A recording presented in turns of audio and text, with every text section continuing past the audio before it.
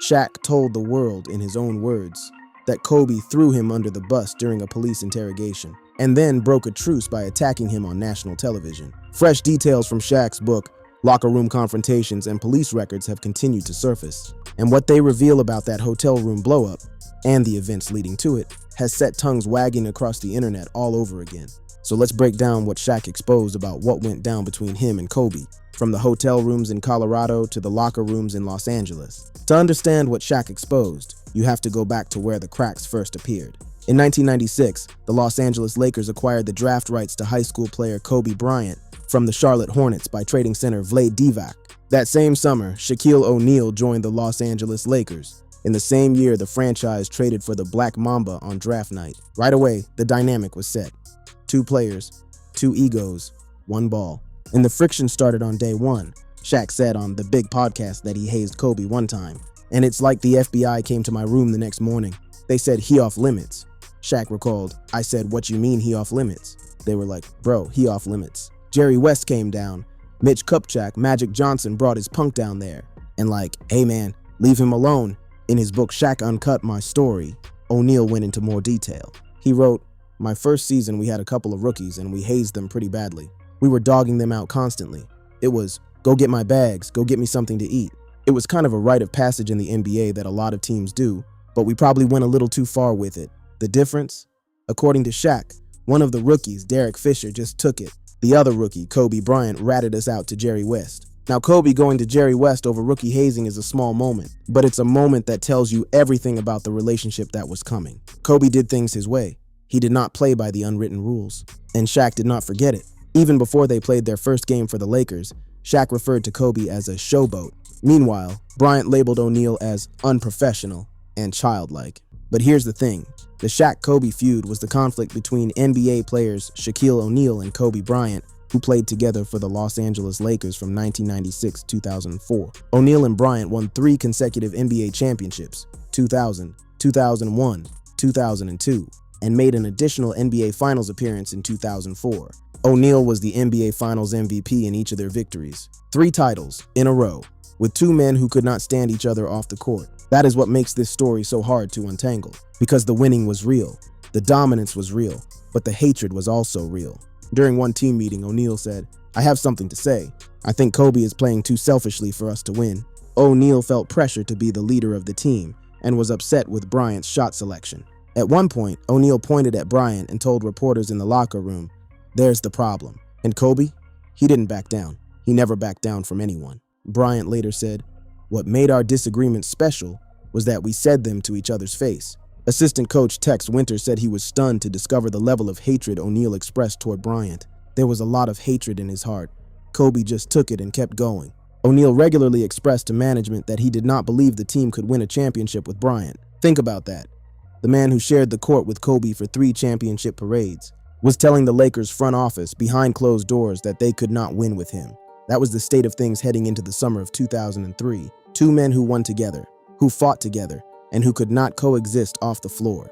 And then everything changed, because in the summer of 2003, a hotel room in Colorado set off a chain of events that ripped the dynasty apart for good. The summer of 2003 is when the story turns. The trouble began in late June 2003, when Bryant checked into the lodge and spa at Cordillera in Edwards, Colorado, in preparation for surgery. Not long after, a hotel employee accused Bryant of sexual assault, leading to his arrest and subsequent trial. The Lakers superstar denied the rape accusations, although he admitted to having a consensual and adulterous sexual relationship with the young woman. On July 18th, the 18-time All-Star was formally charged with sexual assault, which could have resulted in a prison sentence of up to life. Now here is where Shaq enters the picture in a way that nobody expected. When police questioned Kobe Bryant hours after his controversial sexual encounter with the hotel employee in Colorado, Kobe name-dropped teammate Shaquille O'Neal by suggesting to a police officer that he should have done what Shaq does, that Shaq would pay women not to say anything for situations like this. That led to the FBI questioning O'Neal on the matter. Read that again. Kobe, in the middle of a police interrogation about a sexual assault allegation, pointed the finger at his own teammate. He told the police, in effect, that Shaq paid women hush money to keep quiet. And the result of that statement?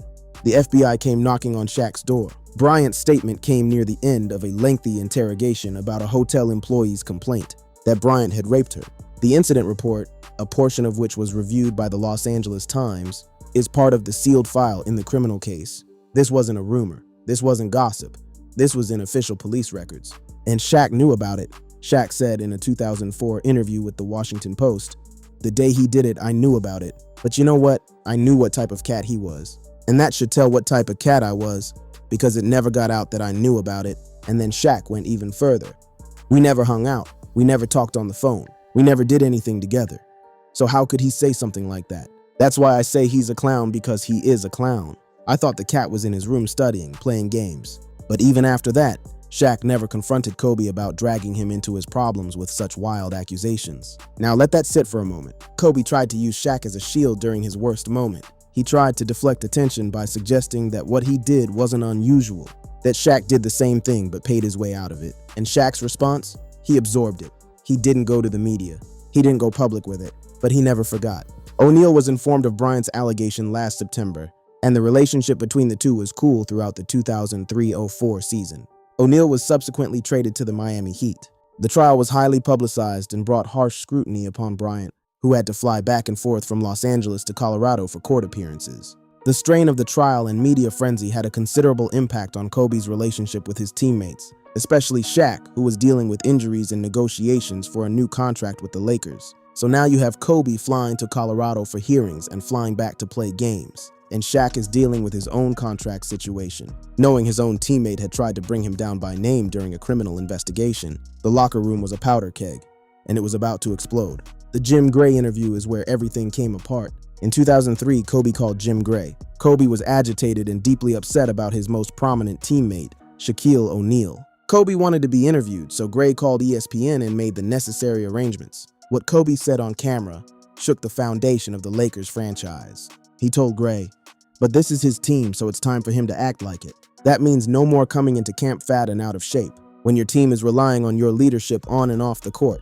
It also means no more blaming others for our team's failure, or blaming staff members for not over-dramatizing your injuries so that you avoid blame for your lack of conditioning. Also, my team doesn't mean only when we win. It means carrying the burden of defeat just as gracefully as you carry a championship trophy." He called Shaq fat. He called him lazy. He called him a poor leader on national television. And the parts that made it to air weren't even the worst of it. The one statement that we took out, and I said, "Kobe, we are editing this out because I have to have a relationship with Shaq," Gray later revealed.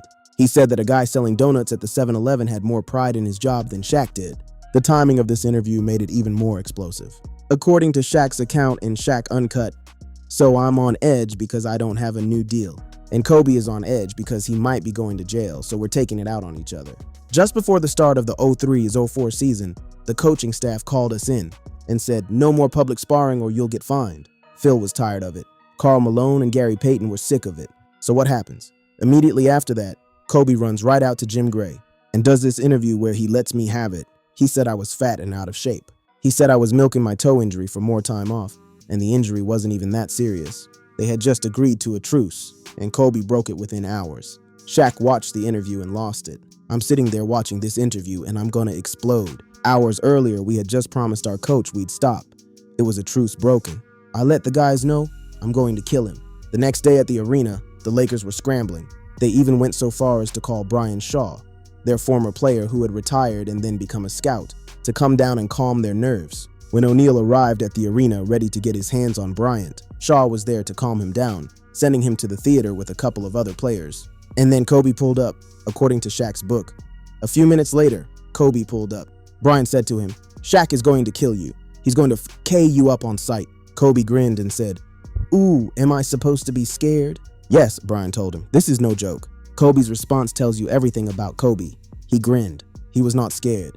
This is a man whose own teammate, a 7'1", 325-pound center, was about to physically attack him, and Kobe smiled. Shaq and Kobe finally met in the theater, and a shouting match immediately transpired. Horace Grant and Karl Malone were also there to serve as backup in case things got out of hand. Just when O'Neal was about to lay his hands on Kobe, Shaw stepped in between them and set them straight. This is when the confrontation about Colorado happened. Kobe turned to Shaq and called him out. He stands up, goes face to face with me and says, "You always said you're my big brother. You'd do anything for me. And then this Colorado thing happens and you never even called me," Shaq recalled in his book. Shaq fired back, Everyone knows Jerome is me. I had Jerome call for me twice, but Kobe never picked up. I told him, we reached out to you, but you didn't accept that. You kept us all out. You didn't tell any of us anything. None of us in this room have any idea what went on in Colorado. Then Brian Shaw stepped in with the words that, according to Shaq's account, silenced Kobe. Brian Shaw chimed in with, Kobe, why would you think that? Shaq had all these parties and you never showed up for any of them. We invited you to dinner on the road and you didn't come. Shaq invited you to his wedding and you weren't there. Then you got married and didn't invite any of us. And now you are in the middle of this problem, this sensitive situation, and now you want all of us to step up for you. We don't even know you. And then the death threat. Everyone was starting to calm down when I told Kobe, if you ever say anything like what you said to Jim Gray ever again, I will kill you. Kobe shrugged and said, whatever. From that day on, I was done dealing with Kobe. That's what Shaq exposed. Not just the argument, not just the fighting, but what he saw as a pattern of behavior from Kobe, a man who kept everyone at arm's length, who refused to build relationships with his own teammates, who threw Shaq's name to the police during a criminal investigation, who broke a truce hours after it was made, and who then had the nerve to demand loyalty from the same people he had alienated. From Shaq's perspective, Kobe tried to fuck him, not in the literal sense, but in every other sense that counts between two men who were supposed to have each other's backs. He tried to bury Shaq with the police. He tried to bury Shaq with the media. And then he asked Shaq to be his friend. They finally made us hug, Shaq wrote in Shaq Uncut. It was a black bro hug. We tapped each other and agreed we'd have a truce. But from that day on, I was done dealing with Kobe. That forced hug was a band-aid on an open wound. The 2003-04 season played out exactly how you'd expect. You were either a Kobe guy or a Shaq guy. O'Neal wrote about the Lakers' team dynamics in 2004. We had two trainers. If Chip Schaefer taped me for practice, then Kobe wouldn't go with him. He'd use Gary Vitti instead. Childish stuff, juvenile. We all got caught up in it. The locker room split in half. Players picked sides. The trainers had to be divided. The team dinners were separate. The travel was separate. Two men wearing the same jersey living in two different worlds. And yet, and this is the part that makes the story borderline unbelievable, they had guys like Karl Malone and Gary Payton. But Shaq and Kobe willed that team deep into the postseason, despite their irreparable relationship. It speaks to the greatness of both these legends. The Lakers' dysfunction that year persisted and ultimately led to a convincing 4-1 finals loss to the Detroit Pistons. That Lakers team was the preseason favorite to win it all in 2004, after signing legends like Karl Malone and Gary Payton. Therefore, it's not surprising that their loss in the finals was considered one of the biggest upsets in NBA Finals history. The Pistons won because the Lakers weren't a team. They were two factions wearing the same color. After the finals loss, the end came fast. LA didn't bring back Phil Jackson, and Mitch Kupchak said he would consider trading O'Neal, prompting Shaq to demand a trade. The team ultimately moved Shaq to Miami, and after flirting with the Clippers, Bryant signed a long-term extension with the Lakers. O'Neal's demand was soon indulged, as he was sent to the Miami Heat for Lamar Odom, Karen Butler, Brian Grant, and a first-round draft pick. A day after O'Neal was traded, Bryant re-signed with the Lakers for 7 years and $136 million. NBA coach Doc Rivers called the relationship between O'Neal and Bryant the biggest travesty in sports because they should have remained teammates and won at least 5 championships together. But the story didn't end with the trade. The war continued from different zip codes. In his 2011 autobiography, O'Neal wrote of his Miami championship, "I had proven I could win anywhere, not just with some shot-happy guard in Los Angeles." Shot-happy guard. That's how the man who won 3 championships with Kobe referred to him. After winning a ring with Dwyane Wade, O'Neal mentioned Bryant multiple times in a freestyle rap, saying that Kobe couldn't do it without me, referring to the Lakers' 2008 finals loss to the Celtics. He also rapped, "Kobe, tell me how my ass tastes." During the rap, O'Neal also blamed his divorce on Bryant's comments to investigators in 2004 about O'Neal paying off women. That's the part people forget. Shaq blamed the end of his marriage on what Kobe told the police in Colorado.